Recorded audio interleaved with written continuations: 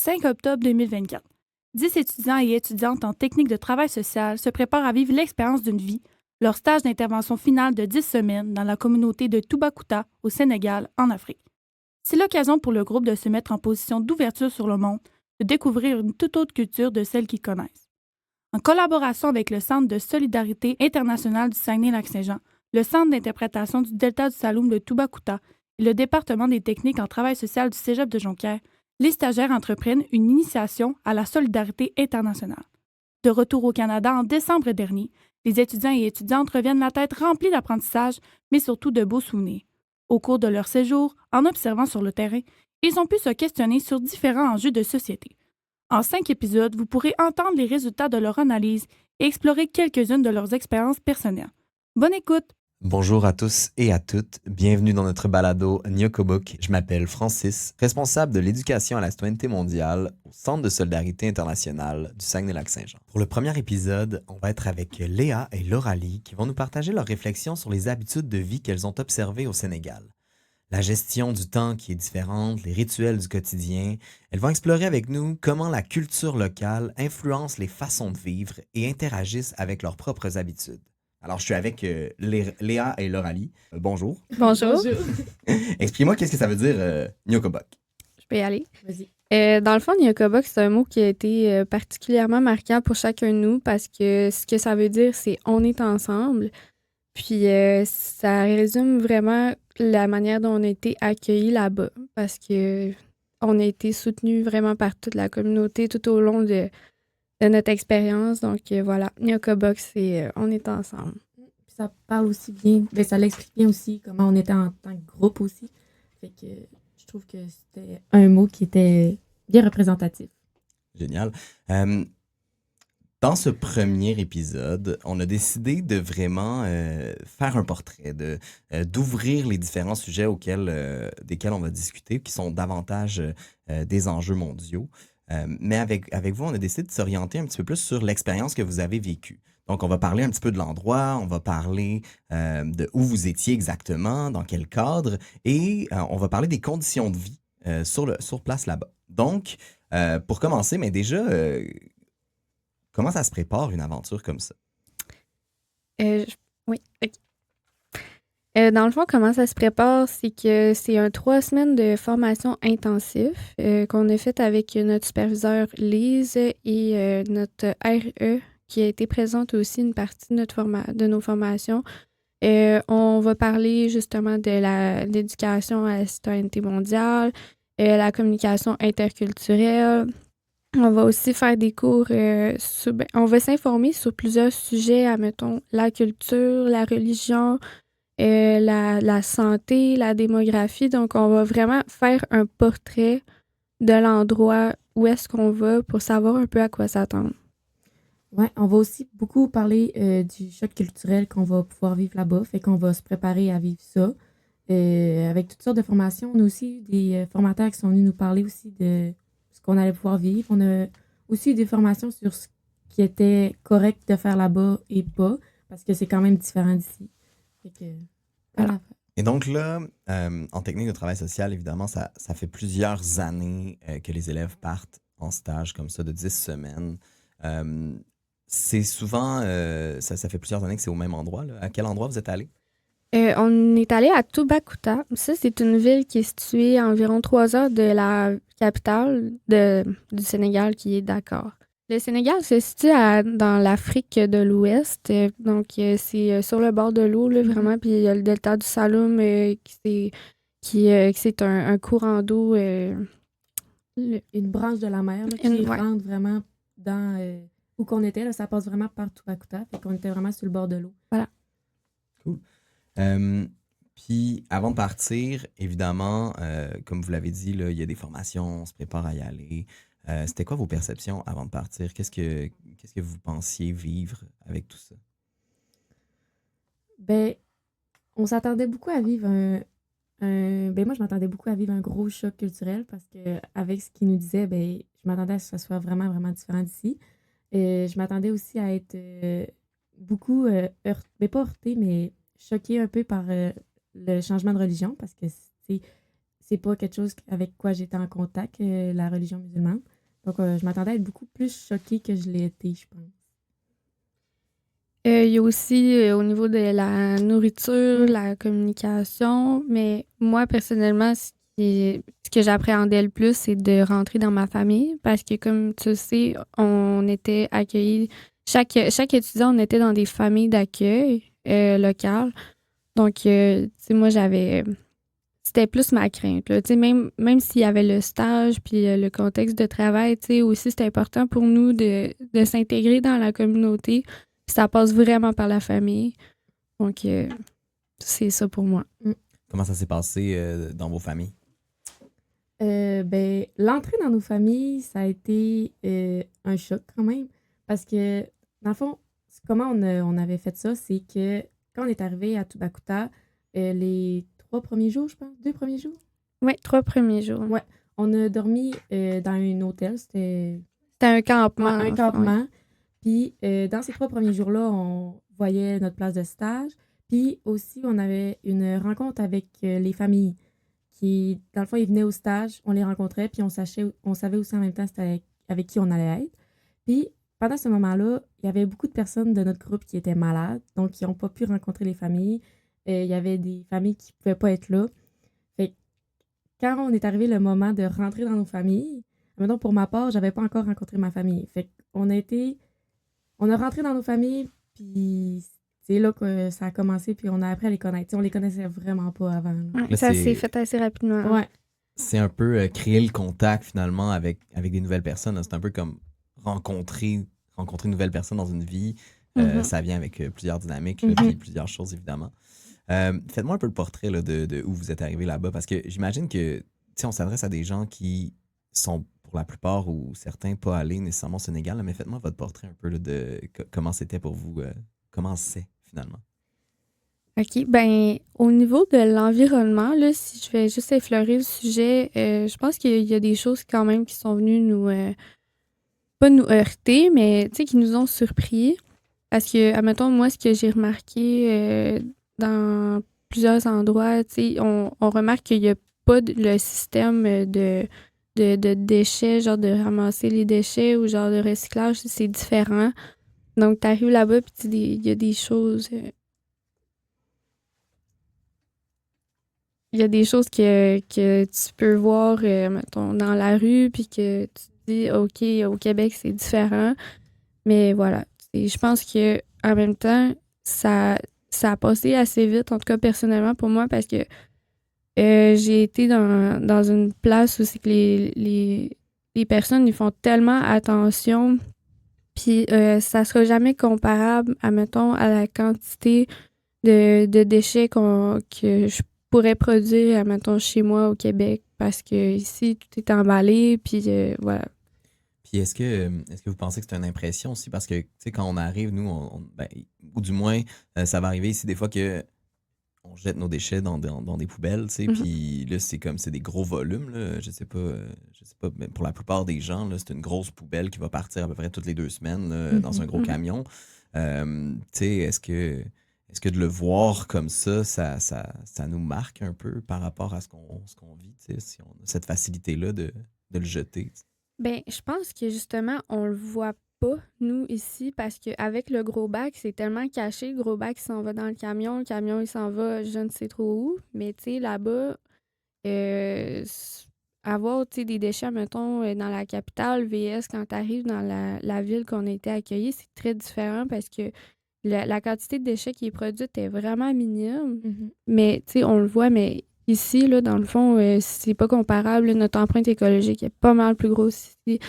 De ce que j'ai remarqué, là, tu sais, mettons, moi, dans ma famille, c'est peut-être un petit bac, Ouais. un tout petit bac de plastique à Qui- chaque ouais, jour. qui s'usait pour poubelle. Puis, tu sais, Ouais. j'ai vraiment remarqué qu'il faisait beaucoup moins de déchets qu'ici. Vraiment. Il faisait vraiment attention. Puis, tu sais, oui, il y a beaucoup de déchets qui sont par terre. Mais en même temps, il n'y a pas de poubelle, il n'y a pas de moyen de poubelle. Fait que leur moyen à eux autres pour se débarrasser de ça, c'est les brûler. Et je pense que c'est plus ça qui nous a vraiment choqués, plus que le fait que ils font plus de déchets que nous parce que ça, c'est pas vraiment vrai de ce qu'on a vu. Là. Mhm. Fait que finalement, il y a un rapport un petit peu plus responsable parfois parce que là, la gestion du déchet, C'est ça. elle est différente. Ouais. Mhm. Puis ici, on va peut-être avoir moins conscience ou ça va arriver qu'on va avoir moins conscience de tout ça parce que il y a une grosse gestion, il y a un gros truc qui est mis en place là, pour qu'on ne Ouais. voit pas finalement. Ouais, vraiment. Est-ce que qu'est-ce que vous avez remarqué tu sais, par rapport aux conditions de vie qui changeaient aussi? Y a-t-il d'autres aspects pour vous qui vous ont plus marqué? Ben, juste un exemple comme ça, admettons, de les conditions de vie, tu sais, là-bas, tout ce qui est électroménager, il y en a, mais c'est pas toutes les familles qui en ont nécessairement. Exemple, tu sais, des machines à laver, il n'y a pas ça là-bas. Tu sais, on faisait notre lavage à la main, ce qui était une expérience, puis que, tu sais, ça nous permettait aussi de passer des beaux moments avec les femmes de notre famille, parce que c'est les femmes qui font le lavage. Fait que ça, c'était une belle expérience. Puis, tout ce qui est aussi congélateur, frigidaire, il y a des familles, exemple, qui vont avoir des frigidaires, mais pas nécessairement de congélateur. Fait que c'est quand même plus une gestion au niveau nourriture, parce qu'ils peuvent pas nécessairement congeler les choses ou les garder au frais. Fait que moi, ça, c'était quelque chose qui m'avait quand même marqué, là. Donc, la gestion, finalement, du ménage est vraiment différente. Là. vraiment. Comment on garde un aliment quand on n'a pas de frigo? C'est ça. Fait que les autres, c'était cette gestion-là, là. Avez-vous un exemple? Comment on garde un aliment? Ben, moi, tu peux. Ben, admettons, ce qui est exemple du beurre, ben moi, elle avait un congélateur, mais pas un frigo. Fait que tout allait au congélateur. Fait qu'admettons, le beurre, ben, elle le mettait au congélateur, puis s'il en avait besoin, ben, elle va le sortir, puis elle le mettait au soleil un peu pour qu'il dégèle, puis c'était de même qu'elle marchait. Oui, J'imagine que tout ça, ça nous amène dans un rapport qui est complètement différent par rapport au temps ou au travail quand les habitudes sont pas les mêmes comme ça. oui, vraiment, parce que. Tu peux répéter la question. Ben, j'imagine que ça nous amène dans un rapport à la vie ou au travail, du moins, qui est complètement différent par rapport à ce qu'on connaît. Là. Vraiment, parce que ce qui ressortait souvent dans notre groupe, ce qu'on se disait souvent, c'est qu'on apprenait à prendre le temps de prendre le temps. Puis c'est ce que ça veut dire, tu sais, comme le rallye le dit, il n'y a pas tout le monde là, qui avait des frigos, des congélateurs. Donc ça signifie qu'à chaque jour, pour faire chaque repas, tu vas au marché ou dans une boutique pour acheter tes trucs. Puis ce temps-là, VS la perception du temps qu'on a, que, admettons, moi, j'ai ici au Québec, ben, c'est vraiment différent parce que, tu sais, on essaie d'aller le plus rapidement possible, puis on veut s'économiser pour, admettons, avoir plus de temps pour travailler ou pour organiser la manière dont on fonctionne quotidiennement. Là. Tu sais, là-bas, c'est vraiment une organisation qui est différente de ce que j'ai perçu. Ben, exemple, de mon côté, de ma famille, ma mère, c'était une vendeuse de poissons. Puis comment elle gérait le temps, c'était le matin, elle partait au marché pour vendre le poisson, mais l'après-midi, elle avait des tâches à faire. Donc, elle revenait pour justement cuisiner parce que, tu sais, ça prend quand même un bon moment cuisiner là-bas. Ils prennent le temps de le faire, puis genre, que ça soit bon, qu'ils aiment ça. Puis après ça, ils ont quand même toutes les tâches à faire, fait qu'ils prennent le temps l'après-midi de faire ça. Puis c'est ça. Évidemment que ça change du quotidien. Est-ce que vous avez, vous, senti peut-être moins de stress dans toute cette dynamique-là? Est-ce que ça change un peu ou c'est plus stressant finalement? Ben, moi, personnellement, au Québec, ben, j'ai l'habitude vraiment de me ronger les ongles quand je suis stressée. Puis on va se le dire, je suis stressée souvent. Puis du plus loin que je me souvienne, j'ai tout le temps fait ça. Mais pendant les 10 semaines passées au Sénégal, j'ai totalement arrêté. J'ai arrêté de me ronger les ongles. Je me sentais vraiment plus détendue. Mon sommeil était bien. Tu sais, je pense que je me sentais sereine là-bas. Puis depuis mon retour, pour vrai, ça a pris une semaine. Puis j'ai recommencé. Donc, juste pour donner une idée de, en tout cas, moi, comment que ça m'a affecté, le mode de vie là-bas, ça me... Je me sentais plus calme. Je me sentais moins comme si je courais après tout, tu sais. Ben, je suis vraiment d'accord. Moi, c'est ça que ça a fait. Tu sais, pendant le temps qu'on était là-bas, pendant nos journées, on avait un moment de retour à la maison pour ce qu'on appelait le moment de sieste. Fait que c'était vraiment un temps pour relaxer parce qu'il faisait trop chaud pendant ce moment-là dans la journée. Fait qu'on avait un moment pour relaxer, manger avec notre famille, passer un moment. Fait que la gestion du temps là-bas faisait vraiment en sorte qu'on était moins pressés. Il n'y avait pas de stress. Tu sais, le matin, souvent, il fallait arriver à 8h30, mais si on arrivait 5 minutes plus tard, on se faisait pas chicaner parce qu'on prenait le temps le matin de déjeuner, exemple. Fait que pour vrai, le stress là-bas était vraiment moins gros. Est-ce que ça, c'est dû peut-être ben justement, on parlait d'un rapport au temps qui est un peu différent, mais est-ce que justement, on est plus consciencieux de se dire comme, Hey, il y a tellement de choses à faire dans une journée que si tu arrives 5 ou 10 minutes pas à la même heure, ben c'est compréhensible parce que là, t'as fait ça, t'as fait ça, t'as fait ça. Ben, comme j'ai dit tantôt, tu sais, moi ici, admettons, je cours après mon temps, tu sais. Mais là-bas, il y a une expression, ben, il y a une expression. Non, je pense que ça fait partie de la religion, mais on dit Inch'Allah. Inch'Allah, ça veut dire s'il plaît à Dieu, si Dieu le veut. Donc, dans le fond, ça, c'est vraiment quelque chose aussi qu'on utilisait parce que. Parce que Bon, ben demain, 8h, Inch'Allah. c'est ça. C'est ça. Puis, tu sais, dans le fond, ça remet aussi nos priorités en question. Tu sais, c'est important là-bas, admettons, rien que dans la communication, pour te dire, on avait un chemin à peu près qui nous prenait 15 minutes pour se rendre au milieu de stage. Puis, tu sais, des fois, ça pouvait être pas mal plus long, là, parce qu'il faut s'arrêter, parler aux gens. Puis, tu sais, c'est vraiment comme... On sent que c'est important, genre, de prendre ce temps-là pour parler aux autres parce que l'humain est au cœur. Ouais. C'est ce que j'ai ressenti. Là. Ouais, puis parlant de le temps, ben moi et mon équipe, on travaillait avec les enfants. Puis ce qu'on a remarqué aussi de ça, c'est que, exemple, on faisait des rencontres le mercredi soir après l'école. Ben certains enfants, au début, on leur demandait d'arriver vers 4h pour faire nos activités. Puis on remarquait que certains enfants allaient arriver finalement vers 5h, 5h30. Fait que ça, au début, c'était une incompréhension de nous parce qu'on se dit, tu sais, nous ici, c'est important d'arriver à l'heure, tu sais, 15 minutes en avance. Mais là-bas, on s'est rendu compte qu'il y avait des tâches à faire, les enfants, avant de venir. Fait que leur priorité, c'était d'aider la famille, faire les tâches qu'il y avait à faire à la maison. Puis s'ils avaient tout fini ça, puis fait ça comme il faut, ils pouvaient venir ensuite. Fait que ça, c'est quelque chose qu'il a fallu qu'on s'adapte beaucoup avec notre gestion du temps pour qu'on s'adapte à eux. Parce que leur priorité, c'est la famille, aider la famille en faisant les tâches. Après ça, ils allaient venir. Et maintenant que vous avez vécu cette expérience, évidemment, on revient après. Est-ce que le choc, finalement, est plus grand quand on arrive ou quand on revient après dans la prise de conscience qu'on prend?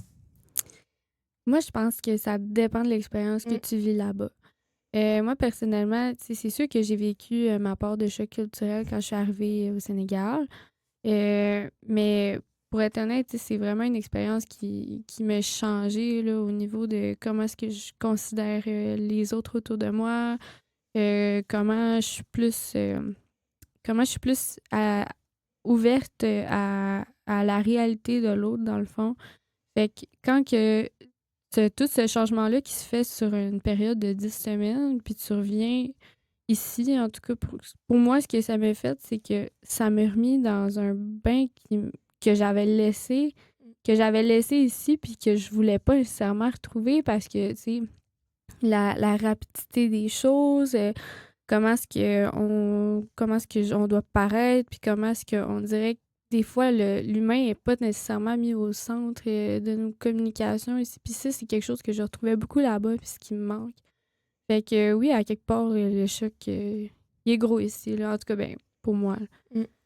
Mais de ma part, j'ai pas eu le plus gros des chocs culturels en arrivant dans ma famille, grâce à ma famille qui était, tu sais, ma mère, ça faisait 4 fois qu'elle avait une stagiaire, elle savait comment ça marchait. Fait que j'ai pas eu le plus gros des chocs. Tu sais, oui, il y a des choses qui m'ont choquée, mais pas tant.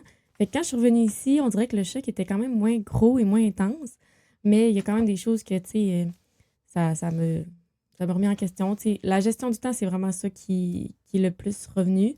Puis aussi, comme Léa disait, l'ouverture mettons, aux autres cultures, à comment ils voient la vie. Fait que ça, c'est des choses qui nous ont marqués. Oui. Génial. Ben, merci beaucoup pour avoir dressé ce portrait-là. D'avoir pris le temps de prendre le temps. De prendre le temps. Dans notre prochain épisode, on plonge dans l'univers de la communication sociale et non verbale avec Mia et Annick. À bientôt pour un prochain épisode de Nyoko Book.